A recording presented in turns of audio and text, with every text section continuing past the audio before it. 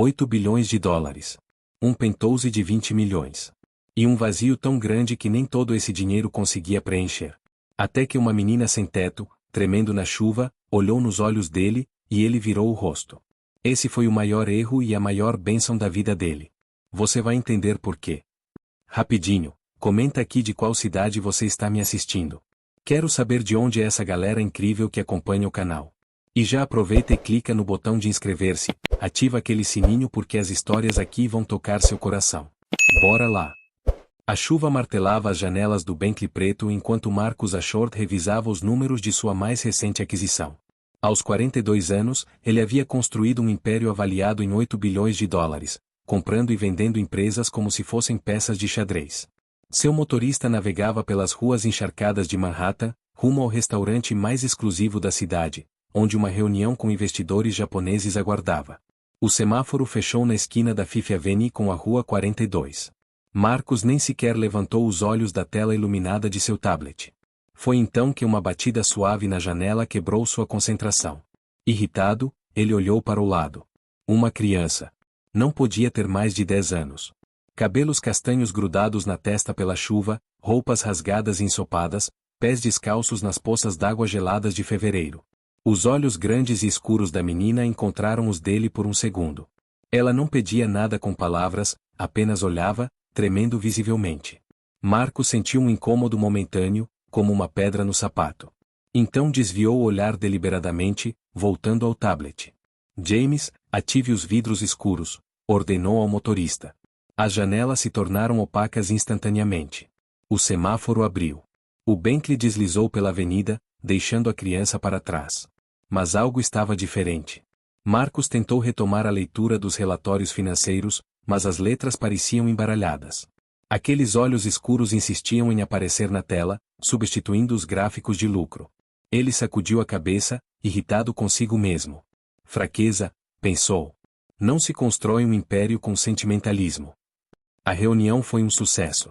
300 milhões de dólares em novos investimentos foram assegurados antes da sobremesa. Marcos deveria estar eufórico, mas uma sombra pairava sobre sua vitória.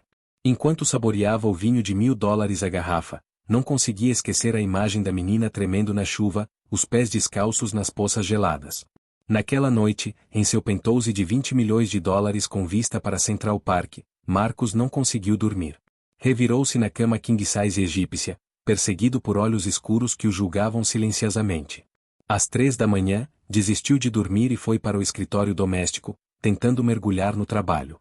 Mas a concentração que sempre fora sua arma mais poderosa o abandonara completamente. O amanhecer chegou cinzento e frio. Marcos não havia dormido. Algo dentro dele, algo que há décadas estava enterrado sob camadas de ambição e racionalidade, começava a despertar. Era uma sensação desconfortável, como um músculo atrofiado sendo forçado a se mover novamente. Durante o café da manhã, preparado por seu chefe particular, Marcos pegou-se olhando pela janela para as ruas lá embaixo, onde pessoas minúsculas se moviam como formigas. Quantas delas dormiam nas ruas? Quantas eram crianças? Ele nunca havia se feito essas perguntas antes. Senhora Ashford, sua assistente Catherine entrou na sala com a agenda do dia. O senhor tem reunião com o conselho às 9, almoço com o senador às meio-dia, e... Cancele tudo, Marcos a interrompeu, surpreso com suas próprias palavras. Catherine piscou, confusa. Em 10 anos trabalhando para ele, jamais ouvirá tal ordem. Senhor? Tudo? Tudo. E chame James. Vou sair. 15 minutos depois, Marcos estava no banco de trás do Bentley, vestindo um terno de $5.000 que subitamente parecia ridículo. James, volte àquela esquina. Fifth Avenue com a Rua 42. Senhor? Apenas vá. O trajeto foi silencioso. Marcos sentia o coração batendo de forma estranha, como se estivesse prestes a assinar o maior negócio de sua vida. Mas não era negócio. Era algo diferente, algo que não podia ser quantificado em planilhas ou medido em lucros. Quando chegaram à esquina, Marcos desceu do carro, sentindo a frieza de fevereiro penetrar seu casaco de cachemira. Ele procurou. Olhou para cada rosto nas calçadas, cada figura encolhida nos portais das lojas. Nada. A menina não estava lá. Durante 3 horas, Marcos percorreu as ruas de Manhattan. Seu motorista o seguia lentamente no Bentley, atônito. O bilionário entrou em becos, conversou com moradores de rua, perguntando por uma menina de cabelos castanhos. Alguns o ignoraram, outros pediram dinheiro, alguns olharam para ele com desconfiança. Foi um homem idoso, sentado sobre uma grade de metrô que expelia ar quente, quem finalmente disse: "A garota que você procura, talvez esteja no abrigo da rua 38. Muitas crianças vão para lá quando a temperatura cai." Marcos sentiu uma onda de algo, esperança? Alívio? E seguiu para o endereço indicado. O abrigo era um prédio cinzento e decrépito, espremido entre um estacionamento e uma lavanderia. A pintura descascada e as janelas sujas contrastavam brutalmente com o mundo de vidro e aço polido ao qual Marcos estava acostumado. Ele hesitou na entrada, sentindo-se pela primeira vez em décadas genuinamente inseguro. Dentro, o cheiro de sopa aguada e umidade o atingiu. Dezenas de pessoas se aglomeravam no espaço apertado, famílias inteiras, idosos, jovens, e sim, crianças. Tantas crianças. Marcos sentiu algo apertar em seu peito. Uma mulher de meia idade, com cabelos grisalhos presos em um coque e olhos cansados magentis, aproximou-se dele. "Posso ajudá-lo?" Seu tom era educado, mas cauteloso. Homens de terno não eram visitantes comuns ali. "Estou procurando uma menina", Marcos começou, subitamente consciente de como estranho isso soava. "Ela tem cerca de 10 anos, cabelos castanhos, eu a vi ontem na chuva." A mulher estudou-o por um longo momento. "Por que você a procura?" Marcos abriu a boca, mas nenhuma resposta preparada surgiu. Por quê? Porque ele havia abandonado sua rotina meticulosamente planejada, cancelado reuniões de milhões de dólares, e estava ali, naquele lugar onde jamais imaginara colocar os pés. "Porque eu não deveria ter ignorado ela", disse finalmente, as palavras saindo com dificuldade, como se estivesse confessando um crime. "Ela bateu na minha janela, estava congelando, e eu simplesmente virei o rosto." Algo mudou na expressão da mulher. A dureza se suavizou um pouco. "Você pode ser mais específico?" Muitas crianças correspondem a essa descrição. Ela tinha olhos escuros. Muito escuros. E não pediu nada com palavras, apenas olhou para mim. A mulher assentiu lentamente. "Helena. Você deve estar falando da Helena." Ela fez uma pausa, medindo suas palavras. "Ela está aqui, mas, senhor, você precisa entender algo. Essas crianças já passaram por muita coisa. Se você vai fazer promessas, é melhor que possa cumpri-las. Se vai apenas aliviar sua consciência e desaparecer, é melhor que vá embora agora." As palavras cortaram como navalhas. Marcos, acostumado a ser tratado com deferência obsequiosa, sentiu-se pequeno. "Eu entendo", disse quietamente. "Eu só preciso falar com ela." A mulher, que se apresentou como irmã Margarete, conduziu Marcos através do abrigo lotado. Eles passaram por corredores estreitos onde cobertores finos separavam cômodos improvisados, onde famílias inteiras compartilhavam espaços menores que o closet de Marcos. Helena estava em um canto, sentada no chão com um livro surrado nas mãos. Ao ver Marcos, seus olhos escuros se arregalaram em reconhecimento. Ela não demonstrou surpresa ou alegria, apenas aquele mesmo olhar profundo que o havia assombrado. "Olá", Marcos disse, sentindo-se ridiculamente inadequado. Como ele, que negociava com presidentes de corporações e primeiros ministros, poderia estar tão nervoso diante de uma criança de 10 anos? Helena não respondeu imediatamente. Fechou o livro devagar. Marcos notou que era uma edição antiga de O Pequeno Príncipe, e inclinou a cabeça, estudando. "Você é o homem do carro bonito", disse ela finalmente, sua voz surpreendentemente clara e articulada. "Sim", Marcos admitiu, ajoelhando-se para ficar na altura dela, arruinando sem pensar as calças do terno italiano. "E eu vim me desculpar." "Por quê?" A pergunta foi direta, sem rancor ou acusação. Marcos respirou fundo. "Porque estava errado. Você precisava de ajuda, e eu simplesmente segui em frente. Como se você não existisse." "Muitas pessoas fazem isso", Helena disse com uma maturidade perturbadora para sua idade. "Eu estava acostumada. Mas você não estava, né? Por isso voltou." A percepção da menina o surpreendeu. "Como você sabe?" "Seus olhos. Quando você olhou para mim através do vidro, vi que você sentiu alguma coisa. A maioria das pessoas nem sente nada. Elas me veem, mas não realmente. É como se eu fosse invisível." Ela pausou. "Mas você me viu de verdade. E isso te assustou." Marcos sentiu lágrimas ardendo em seus olhos pela primeira vez em quantos anos? 20? 30? Você está certa, admitiu, sua voz quebrando. Me assustou porque eu esqueci que pessoas como você existiam. Eu construí um mundo onde só números importavam, onde só sucesso importava, e de repente você apareceu e lembrou-me que eu me tornei alguém que nunca quis ser. Helena inclinou a cabeça novamente, considerando suas palavras. Então, surpreendentemente, ela estendeu sua mão pequena e tocou a dele. Tá tudo bem, disse ela suavemente. Às vezes a gente se perde. Eu também já me perdi. Minha mãe costumava dizer que o importante não é nunca se perder, mas encontrar o caminho de volta quando isso acontece. Onde está sua mãe? Marcos perguntou gentilmente. A luz nos olhos de Helena vacilou por um momento. Ela morreu há 6 meses. Câncer. Depois disso, foi só eu e as ruas. Irmã Margarete trouxe chocolate quente em canecas desiguais, e Helena começou a contar sua história. Marcos ouviu, cada palavra martelando em seu coração como um cinzel esculpindo algo novo. Helena tinha vivido uma vida normal até os 9 anos. Sua mãe, Sofia, trabalhava como enfermeira, e embora não fossem ricas, eram felizes. Livros eram o luxo delas. Sofia lia para Helena todas as noites, mesmo quando estava exausta dos turnos duplos. Então veio o diagnóstico. Câncer de pâncreas em estágio avançado. Sofia lutou por 8 meses, mas o sistema de saúde e as dívidas médicas a esmagaram. Elas perderam o apartamento. Foram para um abrigo menor, depois para as ruas quando Sofia ficou fraca demais para trabalhar. Ela segurou minha mão até o fim, Helena disse, sua voz firme apesar das lágrimas silenciosas. No hospital, eles foram gentis. Mas depois que ela se foi, eu não tinha ninguém. Nenhuma família, nenhum documento. Eu fugi antes que os serviços sociais me levassem. Tinha medo de ser separada das coisas da minha mãe, algumas fotos, seus livros. Parece bobo, né? Não é bobo, Marcos disse, sua própria voz grossa de emoção. Não é bobo nem um pouco. Helena continuou.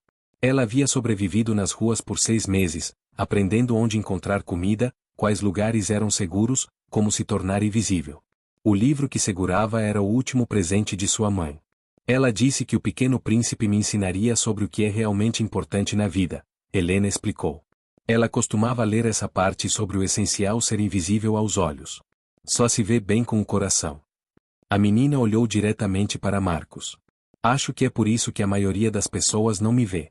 Elas olham com os olhos, não com o coração. Marcos sentiu como se estivesse desmoronando e sendo reconstruído ao mesmo tempo. Esta criança, que havia perdido tudo, que dormia em ruas frias e catava comida, tinha mais sabedoria em seus 10 anos do que ele havia acumulado em toda a sua vida de sucesso. Helena, ele disse lentamente, e se você não precisasse mais viver nas ruas?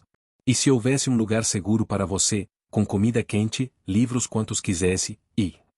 Você vai me adotar, Helena o interrompeu, com aquela franqueza desconcertante. Marcos abriu e fechou a boca. Ele não havia pensado tão longe. Ou havia? Por que mais ele estava ali? Eu, não sei se seria um bom pai, admitiu. Eu trabalho muito, eu nunca pensei em ter filhos. Não sei se... Você veio me procurar, Helena disse simplesmente. Quando podia ter seguido sua vida e me esquecido. Isso já significa alguma coisa. Os próximos dias foram um turbilhão. Marcos contratou os melhores advogados de família de Nova York. Descobriu que o processo de adoção, especialmente para um pai solteiro, seria longo e complexo. Mas ele tinha recursos, conexões, e pela primeira vez em sua vida, um propósito que transcendia lucros e aquisições. Enquanto a papelada tramitava, Marcos visitava Helena diariamente no abrigo. Ele trazia livros, montanhas deles. Trazia comida quente de restaurantes. Mas principalmente, ele trazia sua presença. Eles conversavam por horas. Helena o fazia rir com observações perspicazes sobre o mundo. Ela o desafiava quando ele falava em termos muito corporativos, muito frios. Você diz ROI e métricas de performance, ela disse um dia, mas está falando de pessoas. Pessoas com vidas e sonhos. Foi Helena quem abriu os olhos de Marcos para o próprio abrigo. Ele havia estado tão focado nela que não percebera completamente o estado desesperador do lugar. As instalações caindo aos pedaços, a falta de recursos, as dezenas de outras crianças que precisavam de ajuda.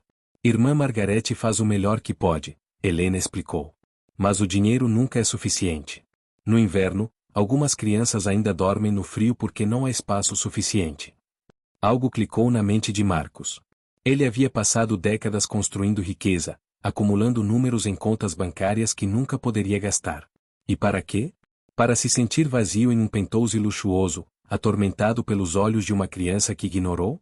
Naquela noite, Marcos convocou uma reunião extraordinária com seus principais executivos e seu contador pessoal. Quero criar uma fundação, anunciou. Começando com uma doação de 500 milhões de dólares. O silêncio na sala foi absoluto. Sr. Ashford, seu CFO finalmente falou, isso é uma quantia significativa. Precisamos discutir as implicações fiscais, a estrutura. Não é negociável, Marcos o cortou. E isso é só o começo.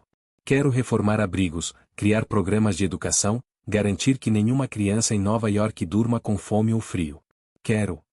Ele pausou, percebendo o quanto suas próximas palavras mudariam tudo. Quero fazer algo que importe.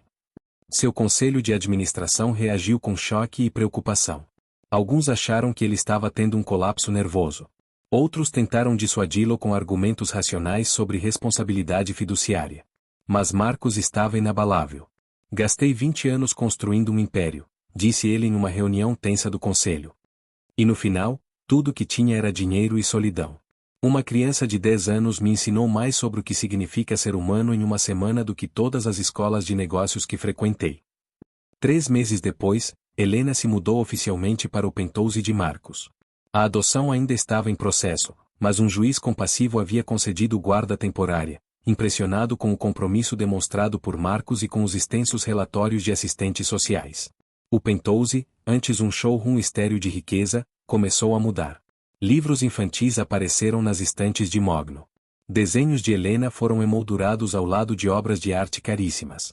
O silêncio sepulcral foi substituído por risadas, conversas, e ocasionalmente, por discussões quando pai e filha descobriam como navegar essa nova dinâmica. Você não pode comprar tudo com dinheiro, Helena disse certa vez quando Marcos tentou compensar uma reunião perdida com um presente caro. Eu não preciso de outro tablet. Eu preciso de você. Essas palavras eram como socos no estômago, mas necessárias. Marcos estava aprendendo, dolorosamente, lentamente, que ser pai exigia mais do que recursos financeiros.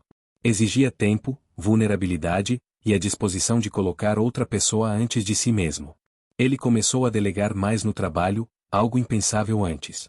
Ele saía do escritório às 5 para jantar com Helena. Ele a ajudava com lição de casa, descobrindo que ela era brilhante em matemática e apaixonada por literatura. Ele comparecia a eventos escolares, inicialmente desconfortável e deslocado entre outros pais, mas gradualmente encontrando seu lugar. A Fundação Ashford Sophia, nomeada em homenagem à mãe de Helena, começou suas operações.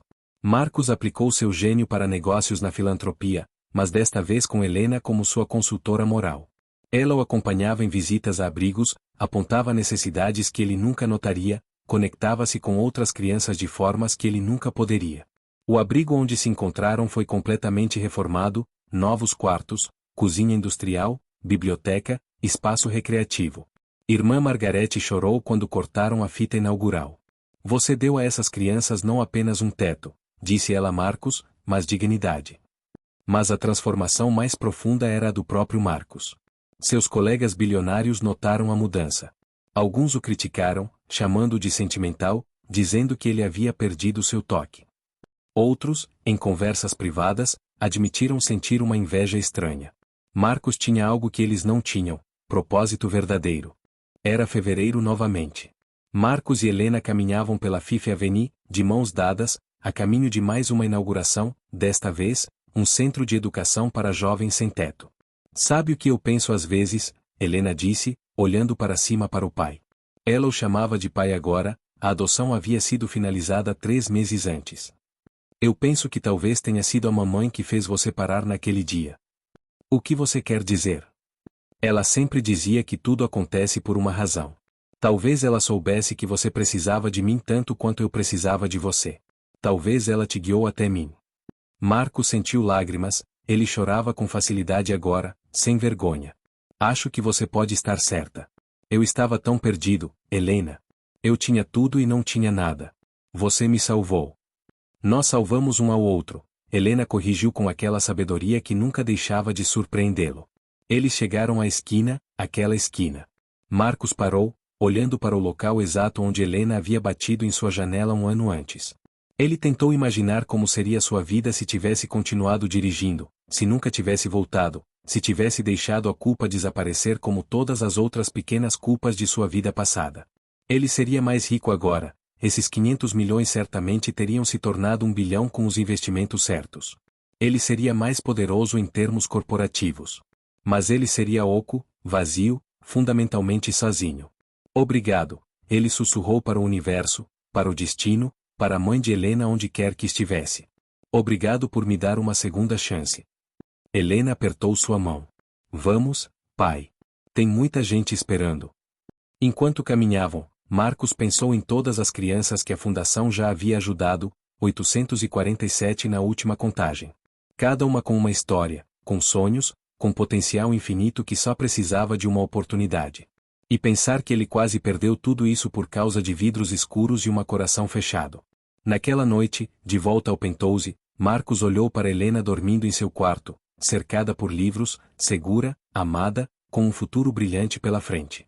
Ele pegou seu velho tablet, onde costumava verificar portfólios de ações obsessivamente, e em vez disso escreveu em seu diário, outro hábito novo. Passei 42 anos medindo sucesso em números. Levei os olhos de uma criança de 10 anos para me mostrar que o único número que realmente importa é quantas vidas você toca, quantos corações você abre, quanto amor você consegue dar. Eu ignorei Helena naquele dia chuvoso. Mas ela não me ignorou. Ela me viu quando eu estava perdido, ela me salvou quando eu estava vazio, ela me ensinou que nunca é tarde demais para encontrar o caminho de volta para a sua humanidade. O arrependimento por aquele momento de frieza é a coisa mais preciosa que já senti, porque me levou até aqui. Sou o homem mais rico do mundo agora, não pelo que tenho, mas por quem me tornei. Lá fora, a neve começava a cair sobre Manhattan. Mas dentro, havia calor, amor, e a certeza de que amanhã seria outro dia para fazer a diferença.